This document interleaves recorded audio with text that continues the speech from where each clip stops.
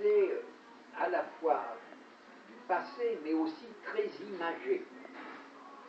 Les lunaires, en général, manient l'image. L'image verbale ou l'image tout court. L'image, la vie quotidienne, le petit peuple, tout ça, c'est lunaire. Bon, le soleil au Capricorne, à l'ascendant, fait de lui une personnalité solaire, fait de lui un espèce de centre de rayonnement, d'autorité naturelle dans le domaine du Capricorne, du passé, de l'histoire, de la structure. Bon. Je ne vois pas, c'est pour ça. Ah. Est-ce qu'on pourrait penser que sa famille pourrait être d'origine étrangère? Qu'est-ce qui vous fait dire ça? Ben parce que la lune, elle est maître de 7, elle est en 9, donc... Ben, une lune maître de 7 en 9 pourrait peut-être plutôt, à mon avis, signifier qu'il ait pu avoir une épouse. La 7, c'est l'épouse. Oui, mais la 10, comme c'est presque sur la 10, on pourrait penser que c'est la mère. Oui. Je sais pas, je dis ça.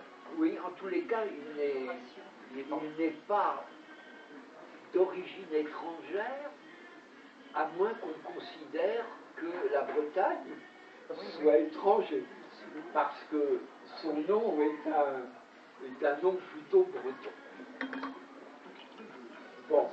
Saturne en 10, il a eu du mal dans son professionnel, ça a traîné Alors, un Saturne en 10 peut avoir plusieurs incidences. Soit il y a un frein, un retard, des embûches. Soit la carrière est menée tambour battant, on arrive à un sommet, mais ce sommet est suivi d'une chute. Soit encore, la profession va être, pour qu'il n'y ait ni chute ni frein, va être une profession saturnienne. Alors les professions saturniennes, les chercheurs,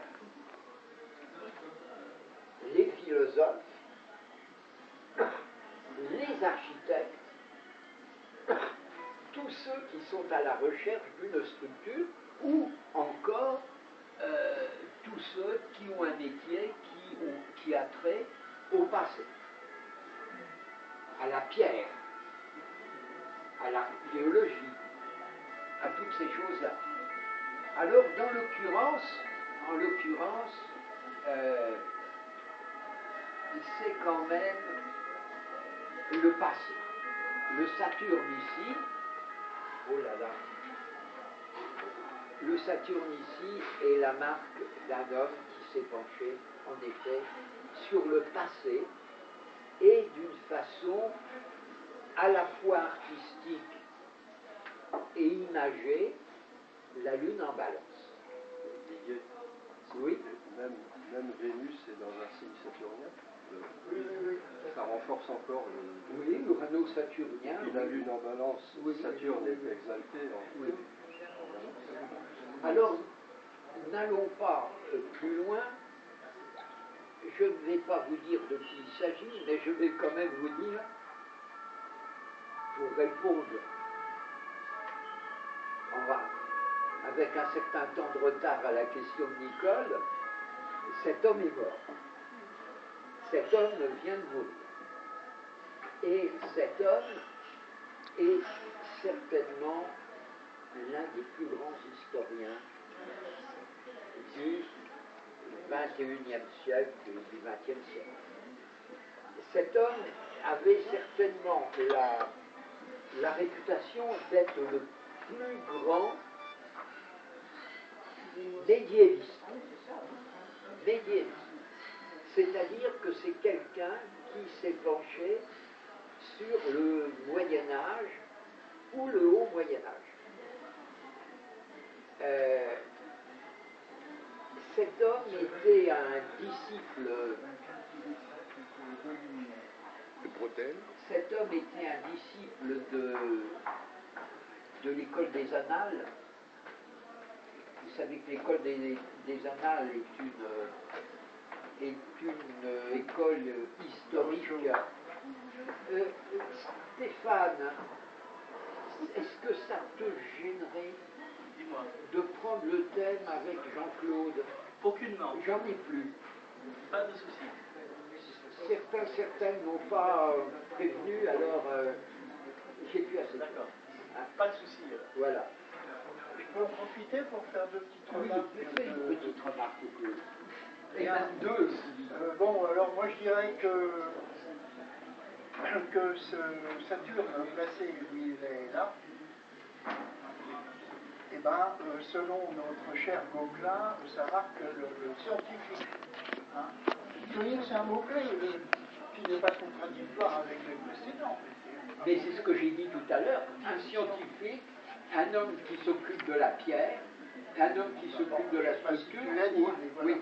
Alors, il y a aussi le Pluton, il est dans son aspect, dans son angularité, c'est aussi aller fouiller dans les profondeurs. Parce que le Moyen-Âge, c'est des profondeurs, c'est de l'archéologie, c'est vraiment aller fouiller dans ce qu'on ne connaît pas. Quoi. Oui. Ce que je pourrais rajouter, c'est d'abord que ce cancer, que ce Pluton, c'est un Pluton cancer. Or, le cancer est en analogie avec le crabe qui marche en arrière. C'est donc un principe d'investigation en profondeur, n'est pas dans la prospective, non pas dans ce qu'il y a devant lui, mais dans ce qu'il y a derrière lui, dans le passé, le cancer. Et puis ce que je vous dirais, c'est qu'il y a un magnifique trigone qui unisse les trois planètes qui gouvernent le Scorpion. Pluton angulaire, Mars dans son domicile le Scorpion, et Uranus en Poisson. Il y a donc là toutes les planètes qui régissent le Scorpion en harmonie, en quelque sorte, en osmose harmonique, ce qui évidemment grandit à la fois les planètes gouvernant le Scorpion et à la fois le Scorpion lui-même. Et même la maison 8 avec l'occupation accessoire peut-être de Neptune sur la pointe de vue. Voilà. Alors l'historien, on le saisit. Oui, Brigitte. Petite question. Et le fait que ce soit placé en maison 7, Pluton, Le 7, la 7. parce que fouiller dans les profondeurs avec le cancer, Oui. mais en maison 7. Alors là, je vais prendre les choses un peu autrement. Un des aspects les plus valorisés, c'est en effet l'opposition Soleil-Pluton. Elle est valorisée par son angularité. On dit qu'en général les aspects angulaires sont des aspects vécus. C'est un aspect que Jacques Berthaud, comme Roselyne d'Ormesson dans Les premiers pas dans le cosmos, appelle du nom de descente aux enfers, quelque part. En tous les cas, il y a le principe de vie, le soleil, face au principe de mort, Pluton. Il y a le principe de clarté, le soleil, de lucidité, de clarté, face au principe d'obscurité, d'ombre, Pluton. En général, un tel aspect met la vie et la mort en conflit. Alors, il est vrai que le Goff a, comme l'école des Annales, a été un des premiers à utiliser toutes les sciences humaines qu'il a incorporées dans la discipline historique. C'est-à-dire qu'il ne s'est pas contenté, comme on le faisait avant, d'une chronologie, mais d'englober tous les domaines des sciences humaines à l'histoire. Et dans ses livres, en particulier, il s'est occupé de la mort au Moyen-Âge. L'idée de la mort au Moyen-Âge. Mais ça n'a pas été sa recherche fondamentale. Il a aussi étudié la sexualité au Moyen-Âge, l'idée de la sexualité au Moyen-Âge. Alors vous savez que la sexualité, c'est aussi Pluton. Hein. Donc l'opposition Soleil-Pluton, vie, mort, sexe, ça peut rentrer là-dedans. Alors que dans le vécu, il y ait une descente aux enfers, je n'en sais strictement. Parce que dans les biographies de Le Goff, on ne met en avant que sa partie professionnelle. On ne met pas en avant du tout sa vie privée. Il a pu traiter de l'enfer au Moyen-Âge. Alors, il a traité du problème de l'enfer aussi au Moyen-Âge, bien sûr. Il a traité les commerçants au Moyen-Âge, l'idée de commerce, le commerce au Moyen-Âge, la mort au Moyen-Âge, les intellectuels au Moyen-Âge, toutes c'est vraiment une très grande pluralité en tous les cas. Hein. Alors, je ne peux pas dire, à la limite, ce que l'on pourrait dire, c'est qu'il a l'équation possible d'un veuvage. Mais je dis, c'est possible. Est-ce que c'est vrai? Pourquoi? D'abord parce que Pluton est sur la pointe de 7, et qu'ensuite, le maître de la 7 n'est autre que la Lune, conjointe à Saturne. Le coup de faux de Saturne sur la Lune, maître de 7. Mais ça peut être la mer. Ben oui, mais Pluton est en plus en 7. Alors, Quand Saturne se met dans la 4, quand Saturne se met dans la 4, oui, oui, c'est possible, Saturne passe en 4 il a dû passer en 4 aux environs de 14 ans. Et puis ensuite, 29 ans après, et voilà. Voilà.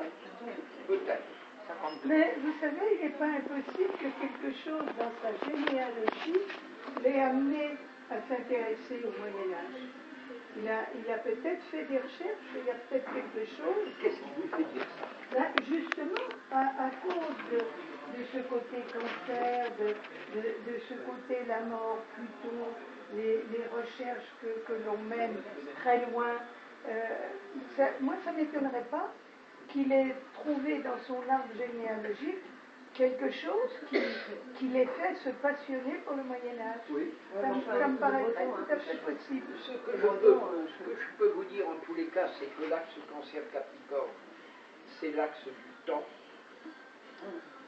Temps personnel au cancer, et temps personnel, temps du vécu à la façon de Proust qui raconte sa petite enfance, ses souvenirs d'enfance, la Madeleine, enfin, etc. Et temps historique, temps sociologique et historique au Capricorne. Alors là, l'axe du temps y est. Au niveau généalogique, évidemment, il faudrait penser à la 4 et au maître de 4. Rien Mais les Bretons, les Celtes, tous ces oui, trucs-là. mais il est né à Toulon. Oui, mais s'il a des Alors, je racines sais pas. bretonnes. Oui. Normal pour Dans les gènes, il est breton. Oui, dans les gènes, en principe. Mais est-ce que c'est vraiment un nom breton? Je pense que oui. Le Goff, faut pas Non, il est le breton. Même s'il n'a pas vécu en Bretagne, je crois qu'après il est revenu, c'est exactement ce que je dis. dans les biographies, n'en parle pas. Oui, ben, France Culture, j'en parlais. Ah oui. Vas-y, Voici une hypothèse que je vous propose. C'est que le fond du ciel en taureau, ça peut être une origine plouc.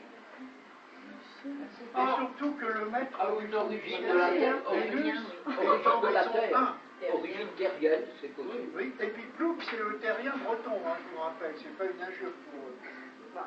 Voilà. Donc, la nature, les traditions, la fixité Oui, et le maître de 4 en maison 1. oui. En tous les cas, ce maître de 4 dans... C'est-à-dire il s'identifie quelque part à ses origines. Ce maître de 4 en 1, en tous les cas, est sextile à Jupiter. Ça laisserait entendre quand même qu'il y a dans l'apport familial quelque chose d'aisé, détendu, facile, d'optimiste. Est-ce que tu verrais quand même dans cet aspect plutonien donc en salle de percevoir dans l'eau tout ce qui est caché, avec l'équité, avec C'est ça. possible aussi. Il y a une espèce d'empathie quand tu as une planète disons descendant, obligatoirement la personne va entrer dans une empathie bienveillante maintenant d'ailleurs. Si Mais de saisir, absolument. tout ce qui est invisible finalement, c'est le domaine quand même Oui, oui. de Pluton. Oui, sûrement, Et puis sûrement. par la mort, c'est ce Tu disais, qu'est-ce qui est, excuse-moi, le lutin, qu'est-ce qui est en aspect de Jupiter? Bah, justement, le maître de 4. Vénus. D'accord, très bien. Vénus, maître de 4. Alors, ça pourrait impliquer d'abord une espèce d'euphorisation et d'optimisation de la créativité artistique. Et je crois que dans ces écrits d'historiens, il y a la patte, il y a la griffe de l'artiste. Hein. C'est pas austère, on dit que c'est quelqu'un qui avait un style extrêmement imagé et compréhensible pour tout public. Mais ça peut être la lune angulaire aussi. Hein. Et en tous les cas, ce Jupiter sextile à Vénus peut autoriser cette Vénus en tant que maître de 4, c'est-à-dire les origines, le passé, l'enfance, la famille, etc. Toutes les valeurs de la 4. Et vous savez comment il était physiquement? Il était grand et mince. Ah non. Je vais répondre à votre question corpulent, par une photo tirée de l'article que j'ai fait. C'est l'occasion de faire une petite pub. Si certains d'entre vous, certaines ne sont pas abonnés à mon service de brève, envoyez-moi un mail pour vous abonner.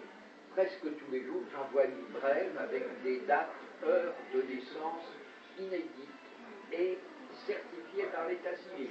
La dernière, voilà celui-là. Parce que la Vous pouvez la tirer de ma brève, faites attention à ce qu'on ne pas, parce que c'est une fragilité. peut dire quelque chose? Oui, bah, vous pouvez parler, évidemment. Voilà sa tête. Ah oui, oui, mais là c'est quand il était quand même, il avait un âge. Non, il était moins vieux. Ouais, mais je sais pas. C'est un gros plan. Oui.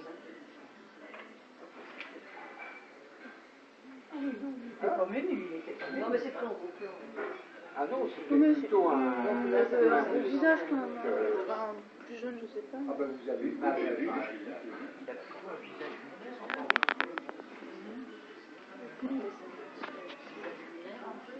Un vrai look. Ouais, en tous les cas, quelqu'un qui semble rural avec des valeurs. Et ce que je voulais dire, c'est que la fonction Lune-Saturne, Oui. on peut l'appliquer aussi à la maison 4, puisque la Lune en taureau, la Lune est Ah, c'est vrai. prise aussi sur le taureau. C'est vrai que le maître par exaltation de la Lune, le maître par exaltation de la carte, c'est bien la Lune, oui. C'est vrai. C'est vrai, mais c'est un peu par ricochet, hein. C'est comme lorsqu'on joue au billard. Oui, pourquoi pas. Ouais, ça renforce un peu son C'était Stéphane. Tu voulais dire quelque chose? La mort, Oui, là, je disais que un historien, il ressuscite le passé. Oui. Pluton, là, oui. Voilà. Et c'est une manière de dépasser l'angoisse de mort, qui est caractérisée par le soleil opposé à Pluton. Oui, c'est ça. C'est tout à fait ça. Donc il sublime. Alors, je reprends les petites notes que j'avais écrites là. Parmi ses œuvres, le Moyen-Âge et l'argent, marchand et banquier au Moyen-Âge, un long Moyen-Âge, héros du Moyen-Âge, le roi et le sein. Histoire du corps au Moyen Âge.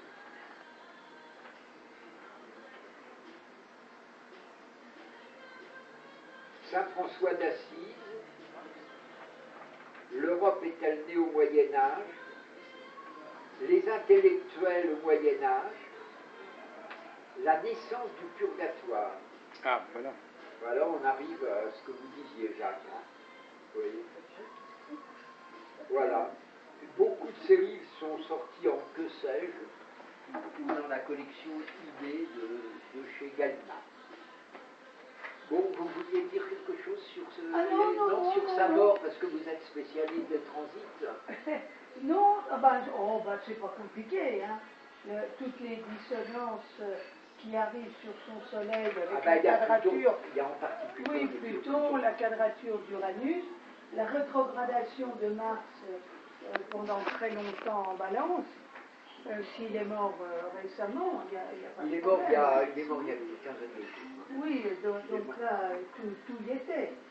Je crois que Pluton est à 12 ou 13 actuellement. Oui, Hein. c'est ça. Mais il a fini très vieux. Ce Jupiter bien placé au Sagittaire a été une bonne protection, hein, parce que la 12 est au Sagittaire et Jupiter est au Sagittaire. Donc il a eu une sacrée protection, hein, avec un tel Jupiter. En plus au sextile de Vénus. Hein. Il est mort, il avait quel âge? 24, 90 ans. Oui. 1er janvier 34, c'est ça? 24. Oui, alors Jacques Le Goff est né à Toulon le 1er janvier 1924 à 7 h du matin. Le mètre de 8 n'est pas très bien respecté. Hein. Mais en tous les cas, c'est lors du passage de Pluton sur le mètre de 8. Hein, c'est lors du passage de Pluton sur le mètre de 8, à l'opposé de son Pluton natal, qu'il a disparu. Hein. Alors je remarque aussi que le mètre de 3, vous savez que la 3 c'est la diffusion des idées, ce sont les écrits, hein, c'est la 3, c'est les écrits, entre autres l'édition, les écrits, et bien le mètre de 3 est en 10. Il y a donc une idée quand même de l'écrivain aussi. Et Mercure en 1. Ah ben, Mercure en 1, bien sûr, et surtout en Capricorne, oui. Il faut le passer. Les structures ça de lui passé. colle à la peau. Ouais. Le mètre par symbolique de la 3. D'accord. Bon, ben c'est bien, on va passer à un deuxième thème.